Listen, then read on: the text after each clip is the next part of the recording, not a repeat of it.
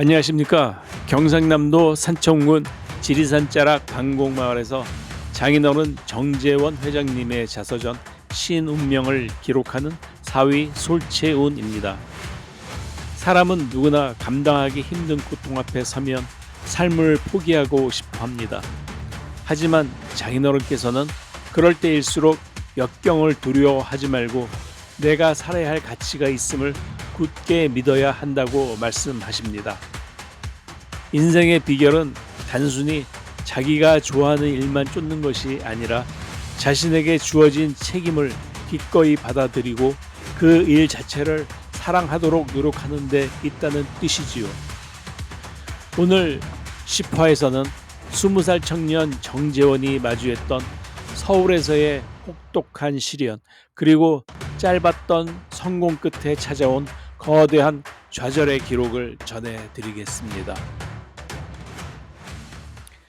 20살이 넘은 청년에게 가장 먼저 다가온 것은 군 복무였습니다.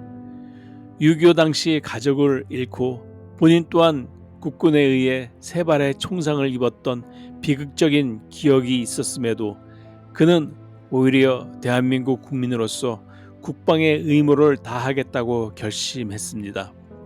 하지만 운명은 역시 그의 뜻대로 흐르지 않았습니다.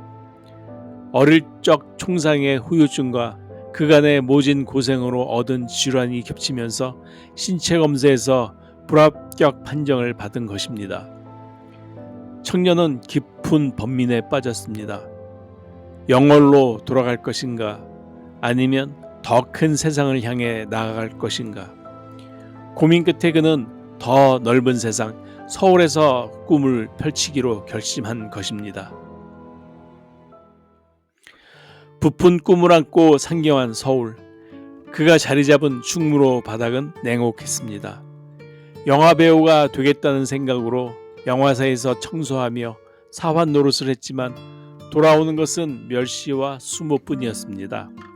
지니고 있던 적은 돈마저 모두 털리고 굶기를 밥 먹듯 하던 시절이었습니다. 청년은 당장에 먹고 사는 문제를 해결하기 위해 식당 종업원과 배달원을 거쳐 결국 구두닦이 통을 매게 됩니다. 서울 하늘 아래 내 몸 하나 누일 곳 없던 그 시절, 구두 닦는 일조차 전쟁이었지. 텃세가 얼마나 심한지 남의 구역에 들어갔다 하면 구두통이 박살나고 묵사발이 되도록 얻어맞는 게 예사였어.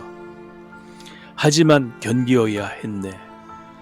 아무리 용기가 강해도 굶어서 기력을 잃으면 아무것도 할 수 없으니까 젊은 혈기 하나로 그 핀잔과 수모를 다 받아내며 하루하루를 억적같이 버텼던 거야. 가혹한 시련 속에서도 청년은 틈만 나면 책을 읽었습니다. 그런 그를 안쓰럽게 여긴 한 학원 원장님의 도움으로 학원 입구에서 구두를 닦고 신문을 팔 수 있는 자리를 얻게 됩니다. 이후 학원 자빌까지 도맡아 하며 2년이라는 세월을 보냈습니다. 큰 꿈을 이루기 위해 하루라도 빨리 사업 미천을 벌어야 했습니다. 하루 서너 시간만 자며 1년 동안 필사적으로 모은 돈은 5만 원. 1965년 3월 21일 그는 금호동 산비탈 달동네에 5평 남짓한 조그만 가게를 얻어 본격적인 장사를 시작합니다. 성실함은 곧 기회로 이어졌습니다. 인근 메리아스 공장인 신일 기업사에 생필품을 독점 납품하게 된 것입니다.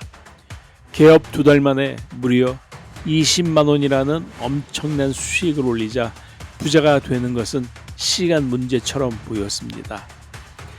당시 한강 건너 압구정동 일대는 배나무와 호박이나 심는 척박한 모래 벌판이었습니다.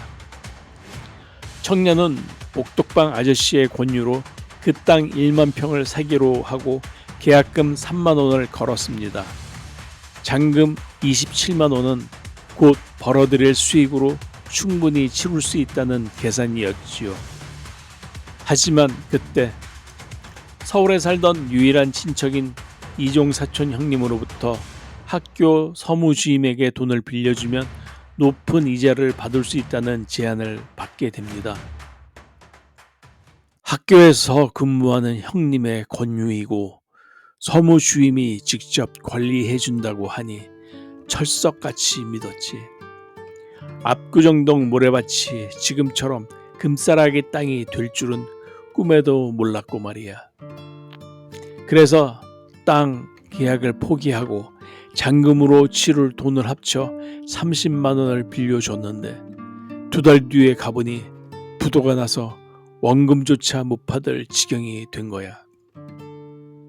당시 교사 월급이 4,000원이었으니 교사 한 사람의 6년치 월급에 해당하는 거액을 날린 셈이었네. 마른 하늘에 날벼락도 그런 날벼락이 없었지. 넋이 빠진 채 주저앉아 한탄만 할 수는 없었습니다. 장인어른께서는 이 뼈아픈 시련을 장차 더 큰 일을 하라는 하늘의 채찍질로 받아들였습니다.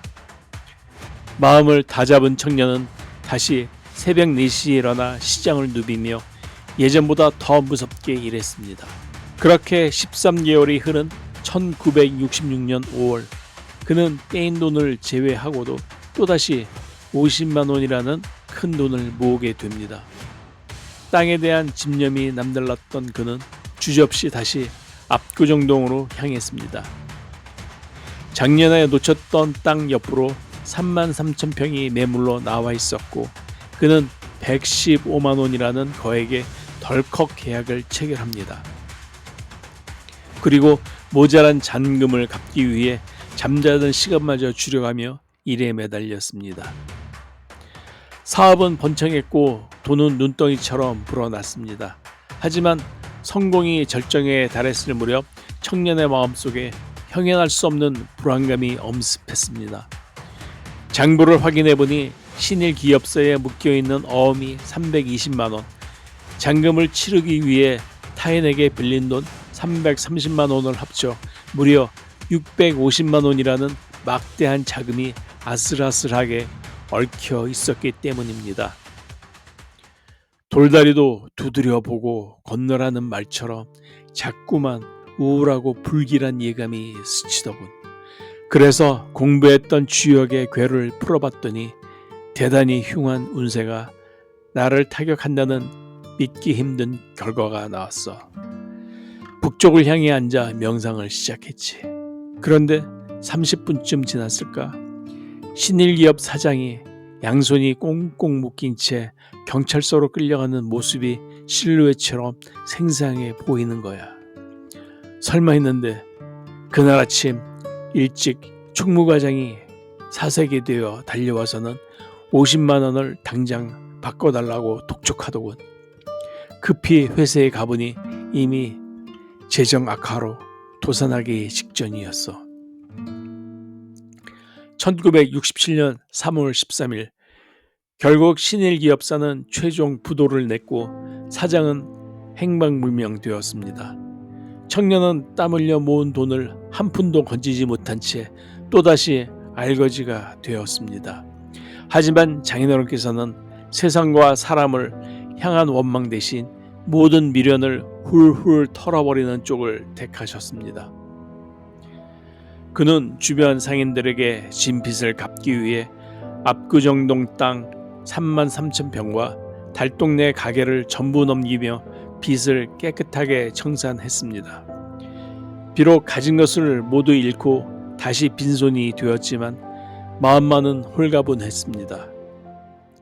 파릇파릇 새싹이 돋던 그 해 봄날 청년 정재원은 강가를 거닐며 건너편 압구정동 호박밭 위로 쏟아지는 찬란한 햇살을 바라보았습니다. 그리고 가슴 깊은 곳으로부터 또 다른 거대한 비상을 다짐하고 있었습니다. 삶의 무게가 벅차거나 인생의 갈림길에서 고민이 많으십니까? 장인어른께서는 지금도 이처럼 길을 잃고 방황하는 분들에게 개운의 지혜를 전하고 계십니다. 혹시 자신의 운명에 대해 깊은 상담이 필요하시다면 아래 고정 댓글에서 더보기란에 적힌 신정 음양연구회로 언제든 문의해 주시기 바랍니다. 마지막으로 삶의 여정에서 잠시 쉼표가 필요할 때 지리산의 정기가 서린 저희 산청 솔체험 펜션을 찾아주십시오. 맑은 계곡 소리와 숲의 향기가 여러분의 지친 심신을 깨끗하게 위로해 드릴 것입니다. 지금까지 경상남도 산청군 지리산 자락 방곡마을에서 사위 솔채운이었습니다. 감사합니다.